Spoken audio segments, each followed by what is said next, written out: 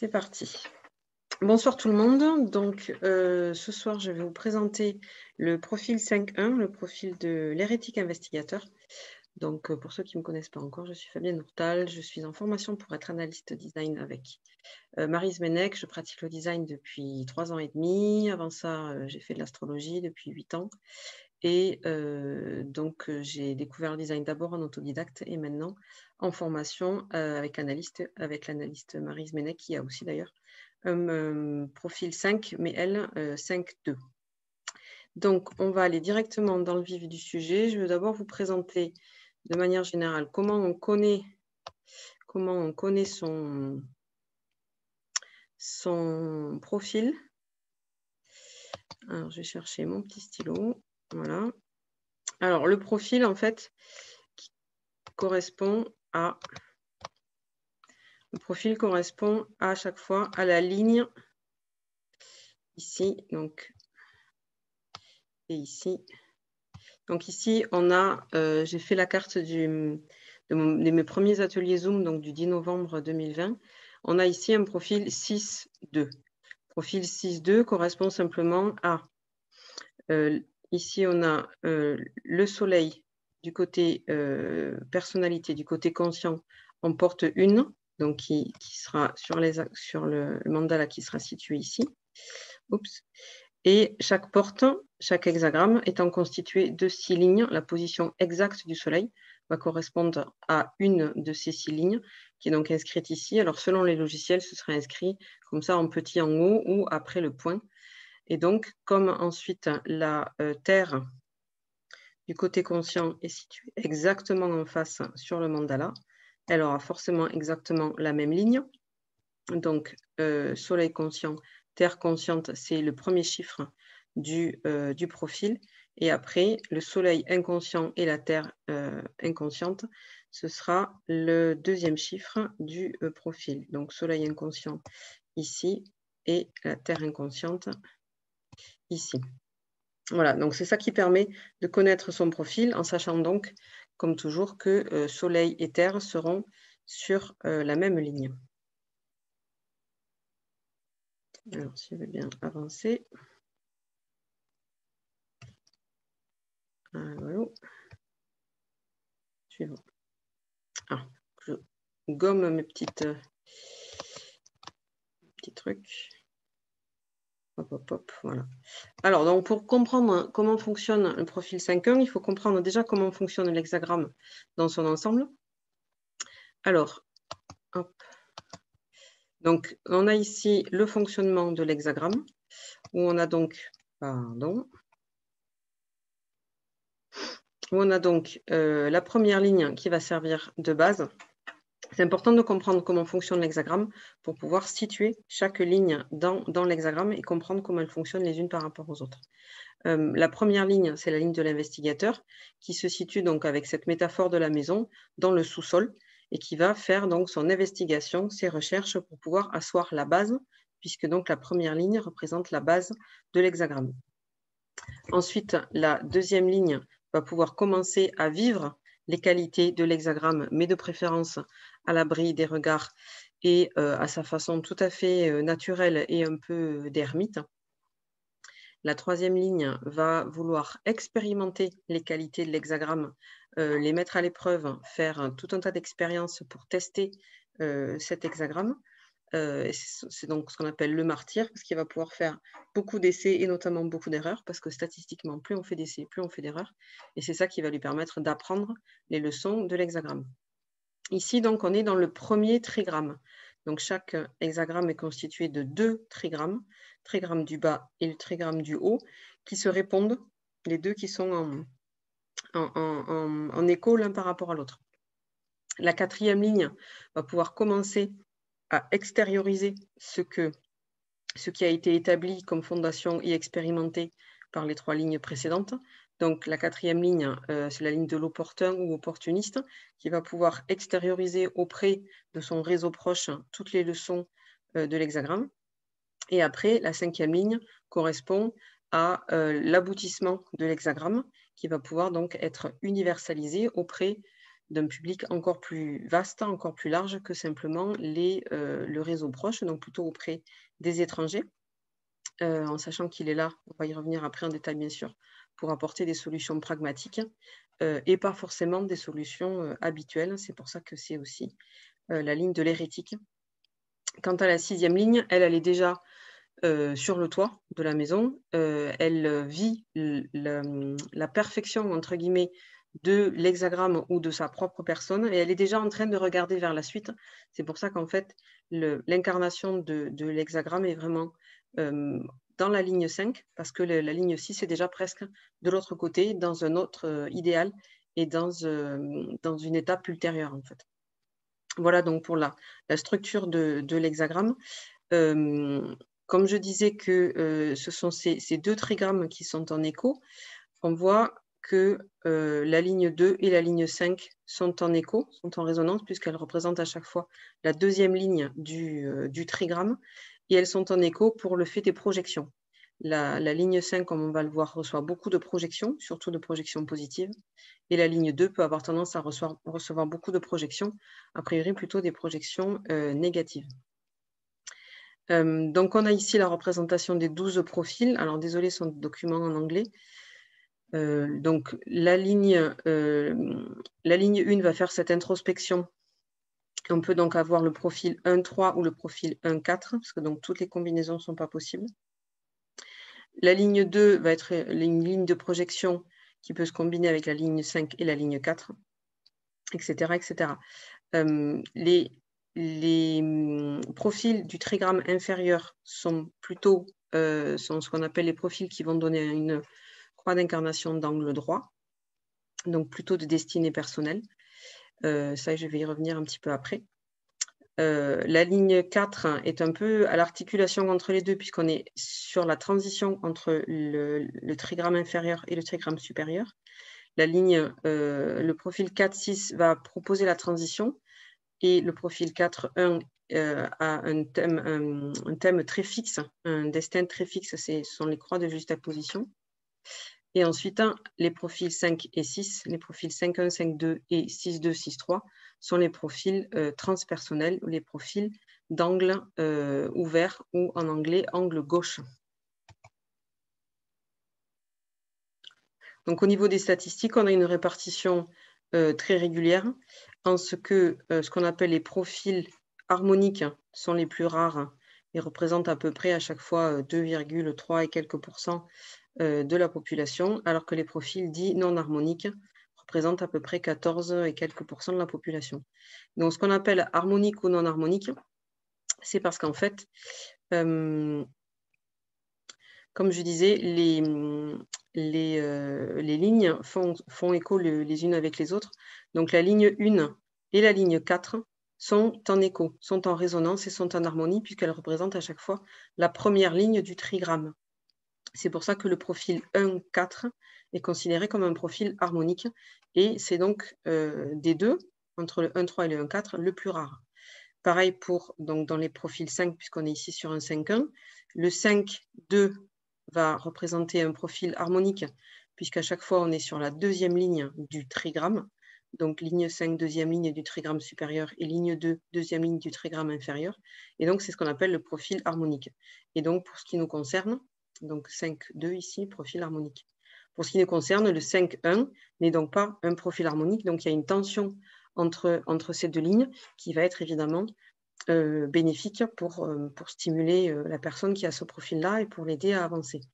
Donc, c'est simplement une explication pour cette répartition, pour dire que les profils harmoniques sont plus rares que les profils dits non harmoniques. Il y a d'autres caractéristiques qui vont avec ça, mais on ne va pas rentrer trop dans les détails. Alors, normalement, j'avais une autre diapo qui a dû se perdre, ou qui est juste après. Alors,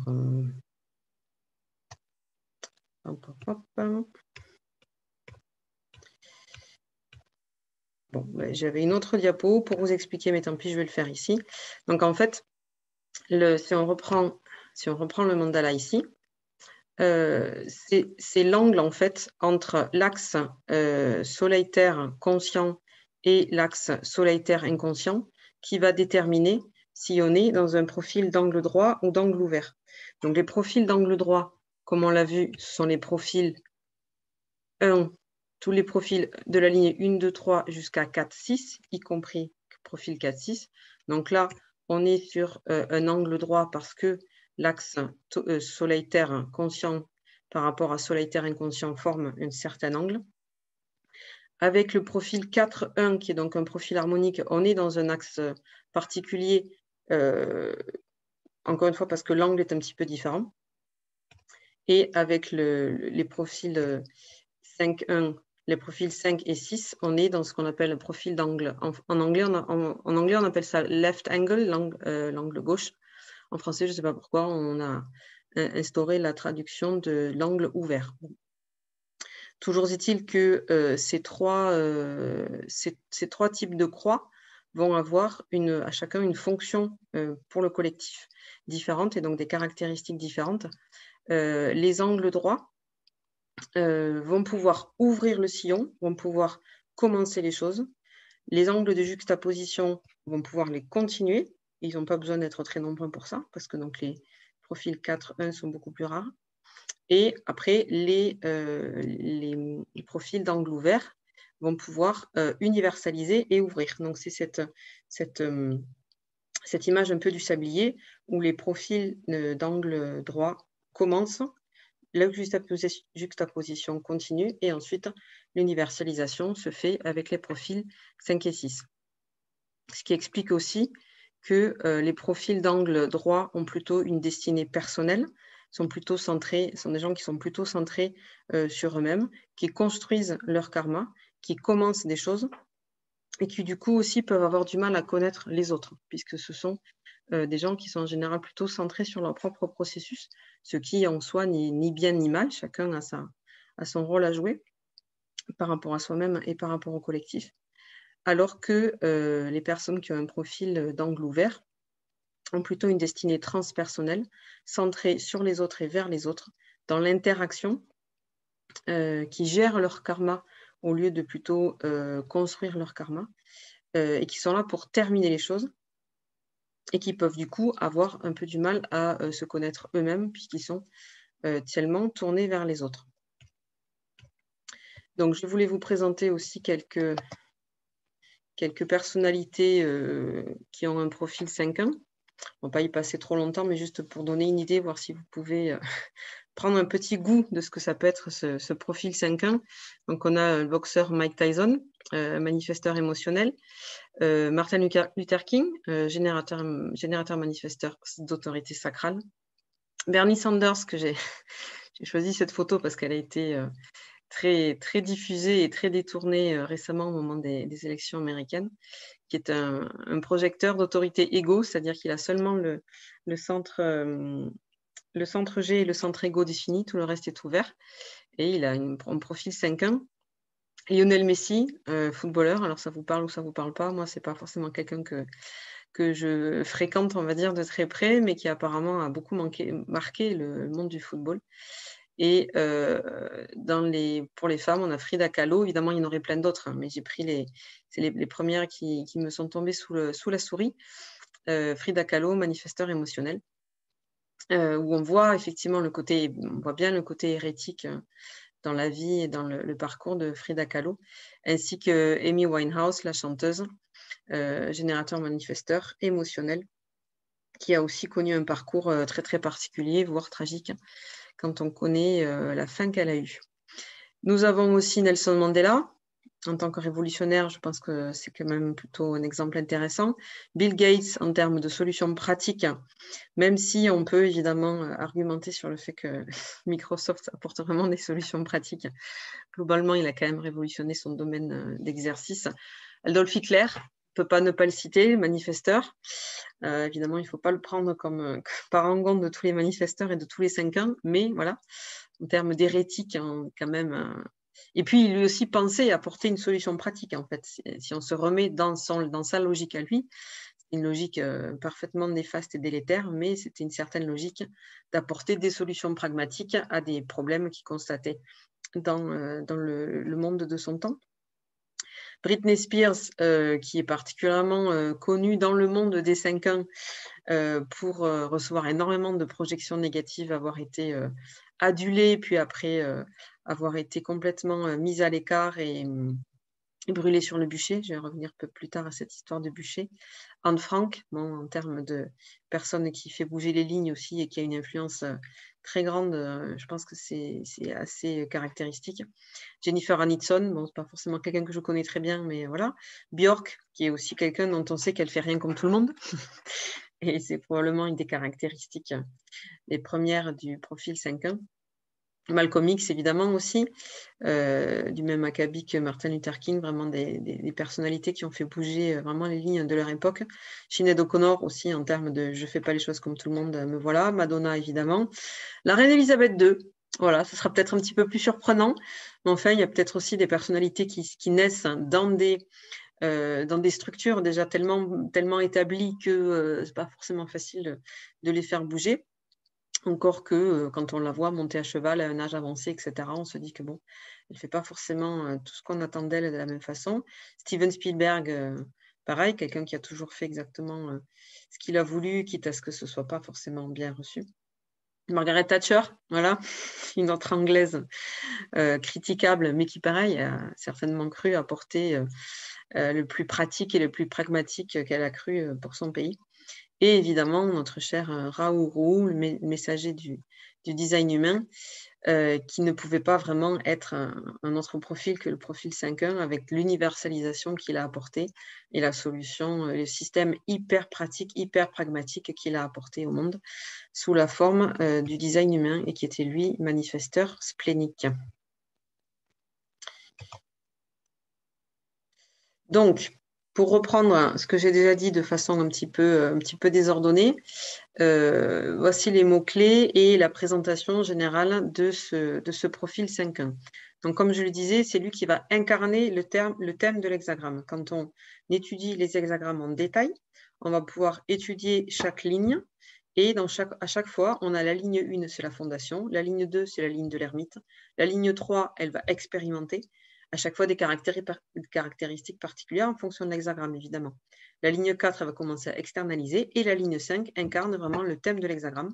La ligne 6, elle, regarde déjà un peu sur l'hexagramme suivant et va pouvoir porter des caractéristiques qui sont déjà un petit peu après. C'est la demi, ça sonne. Donc, cette 5e ligne incarne vraiment le thème de l'hexagramme.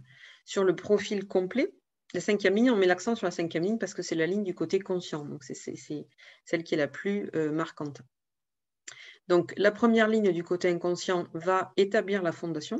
Comme je disais, c'est la première ligne qui est à la base de l'hexagramme. Donc, c'est elle qui établit la fondation de l'hexagramme. Et de manière générale, le rôle de la première ligne, c'est d'établir la fondation, de faire des recherches pour pouvoir maîtriser un système et pour pouvoir après l'universaliser. Et grâce à l'établissement de cette fondation, elle va vraiment au fond des choses.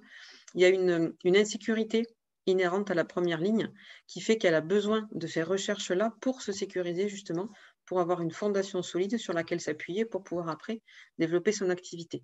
Donc vous avez peut-être remarqué si vous avez un profil 5.1 ou une première ligne dans votre profil, et a fortiori évidemment encore plus avec un profil 1.3 ou 1.4, que vous avez vraiment besoin d'établir une fondation solide avant de faire quoi que ce soit, ce qui peut éventuellement ralentir dans certains cas, mais qui permet, en tout cas, ce n'est pas une perte de temps, c'est ce qui nous permet de bien poser les choses pour pouvoir après avoir une action juste, justifiée et maîtrisée.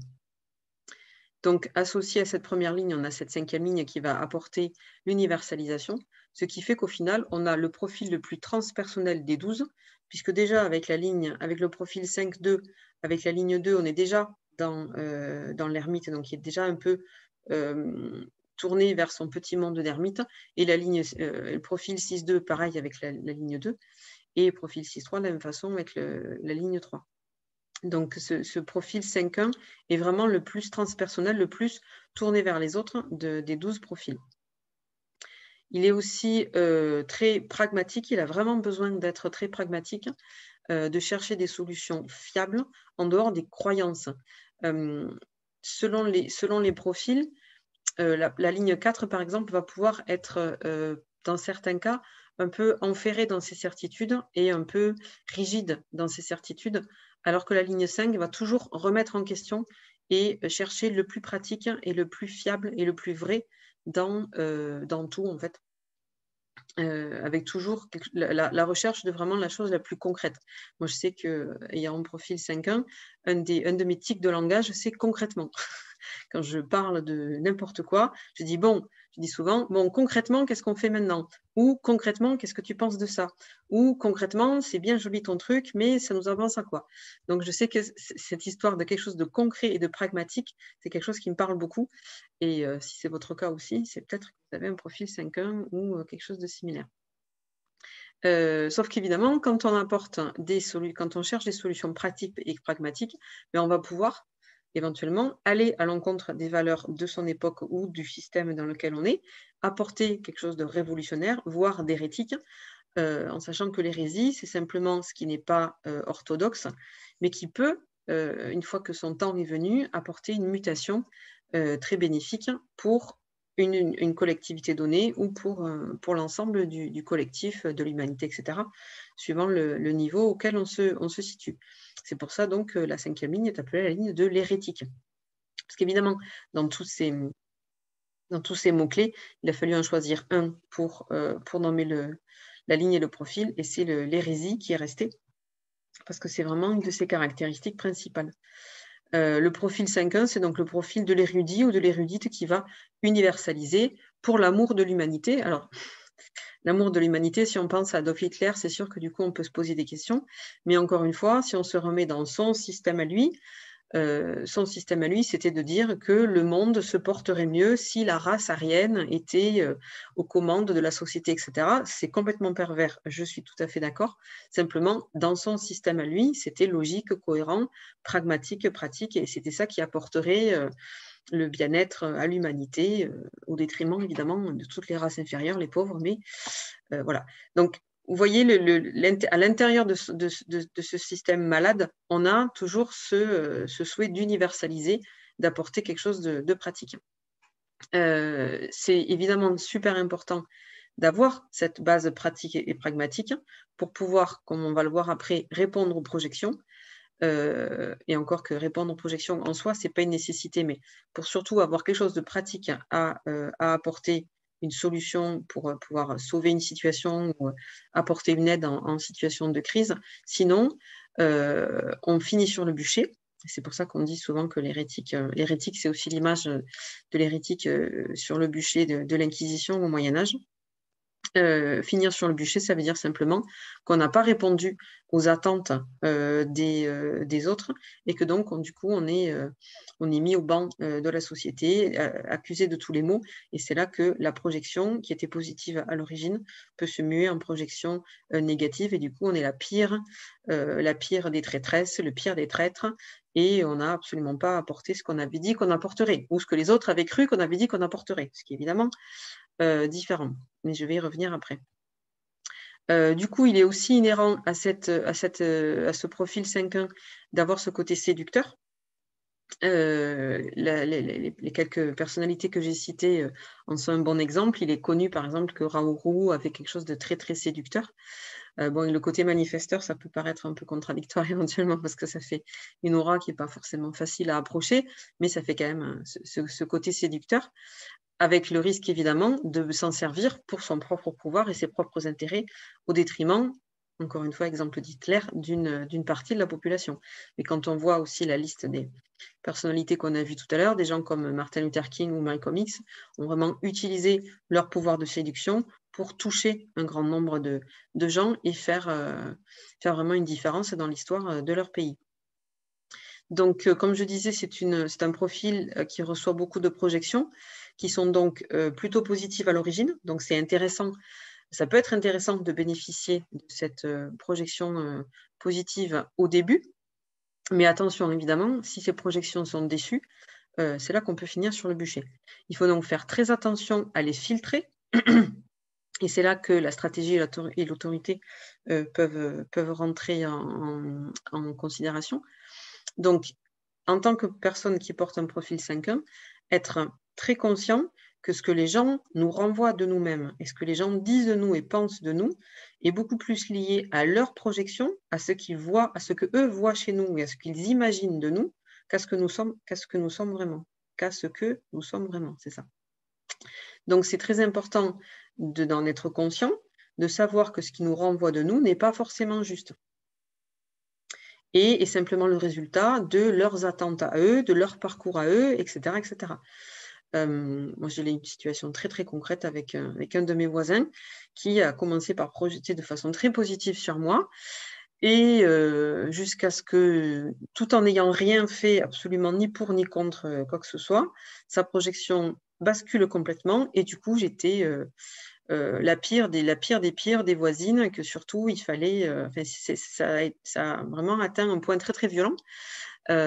Mais j'ai pu garder en tête pendant toute cette confrontation, qui heureusement s'est calmée maintenant, le fait qu'il avait projeté sur moi, il avait une projection positive. Je n'avais pas répondu à sa projection. Bon, je ne suis pas obligée non plus. Et du coup, il a vrillé complètement et j'étais la pire des traîtresses, quoi. Alors, j'étais la princesse, parce que voilà, c'était son truc, je suis la princesse. Bref, mais en tant que, voilà, c'est très négatif pour lui, parce que je ne savais pas pour qui je me prenais, enfin bon, bref. Et de garder en tête que je suis 5.1, et encore une fois, comme je l'ai noté ici à la fin de la page, c'est pas personnel, c'est mécanique, c'est simplement mon aura, simplement ce que je dégageais pour lui, qui a déclenché cette hystérie complète chez lui, en fait. Donc, le fait aussi d'avoir des projections, de recevoir des projections, ça fait que la personne au profil 5.1 peut hésiter à se révéler telle qu'elle est, ou à avoir la sensation de jamais être vraiment vue pour qui on est. Voilà, la sensation que c'est difficile pour les gens de nous voir vraiment tel qu'on est. En tout cas, je sais que c'est quelque chose qui a pu me travailler pendant longtemps.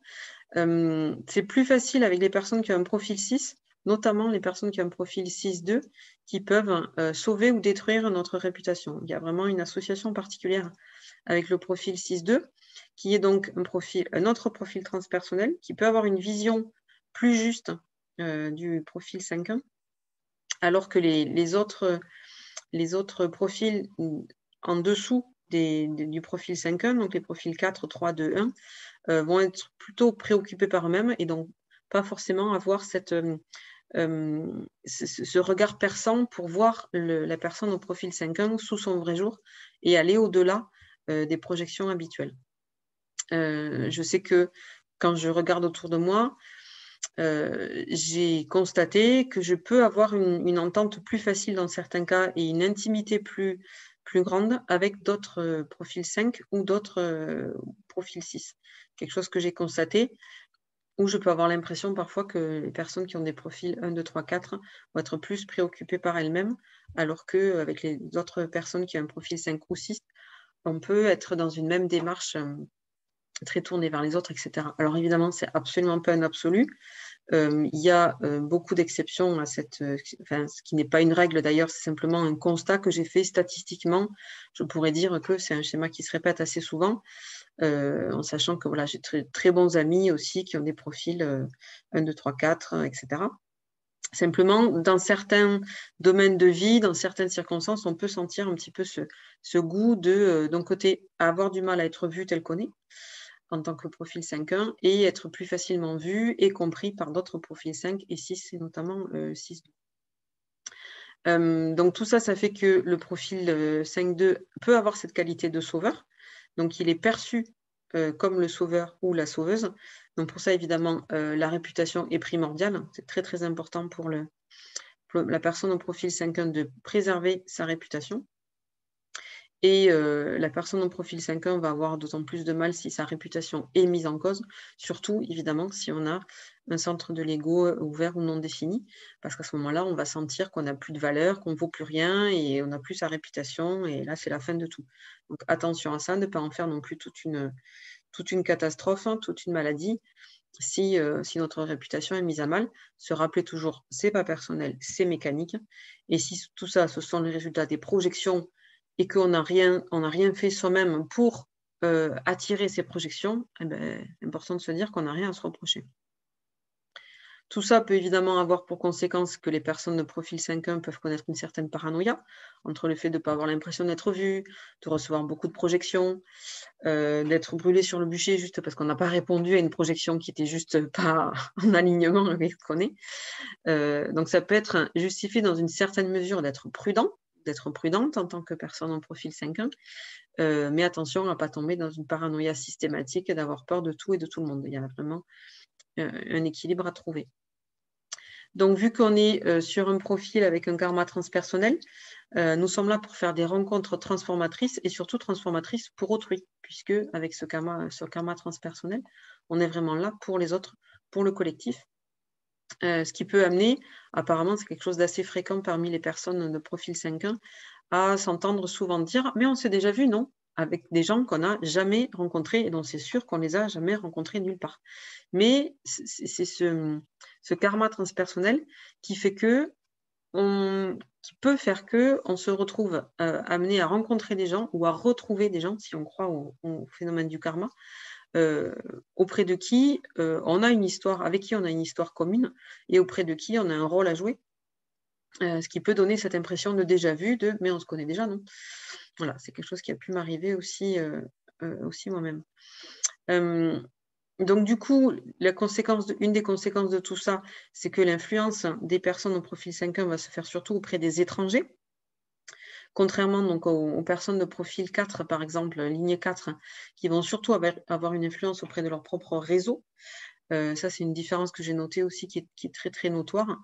Dans mon activité d'analyste, par exemple, dans mon activité de consultante en astrologie, en design, etc., je suis souvent amenée à travailler pour des gens que je ne connais pas du tout, qui me trouvent par différents biais, avec qui je fais une séance ou deux sur quelques temps, et après, j'ai plus de nouvelles. Parler du design aux personnes autour de moi est beaucoup plus difficile, par exemple. Voilà, c'est pour moi une des traductions de ce profil 5.1 dans le concret de ma vie, qui est que je vais surtout toucher des étrangers dans mon activité. D'ailleurs, une autre partie de mon activité concerne la traduction, et là, je suis directement en contact avec des étrangers, c'est-à-dire des non-français.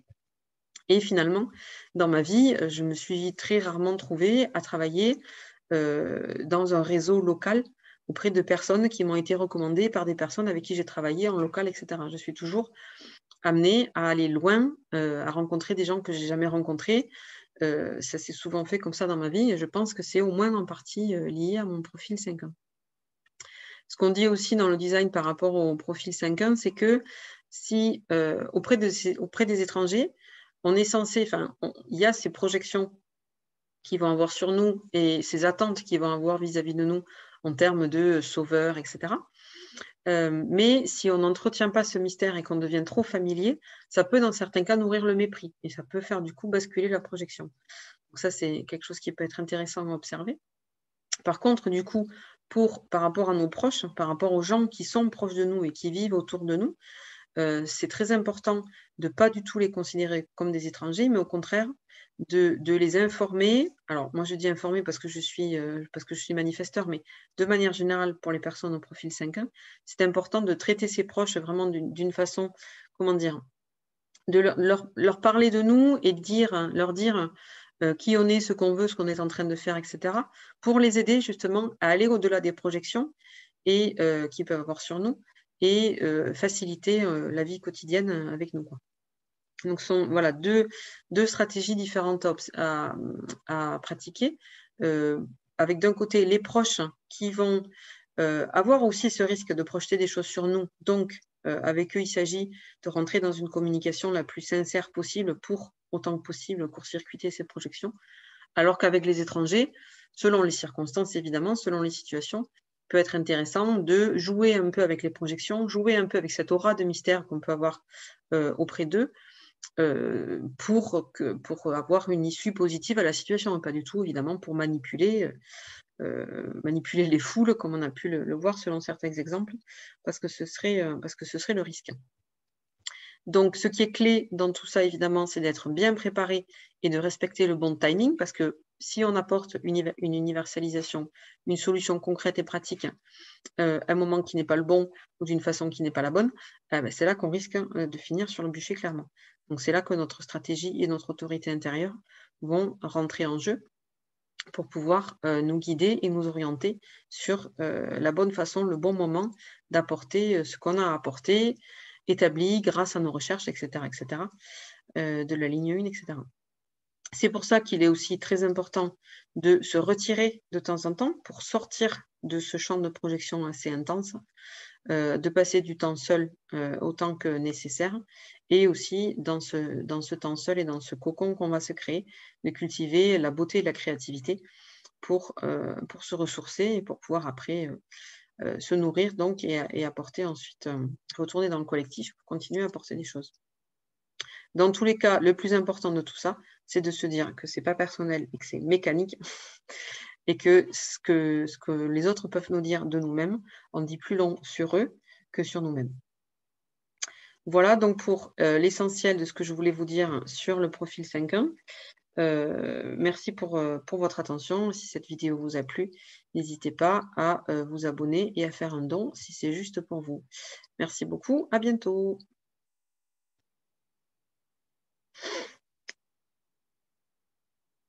Hop là.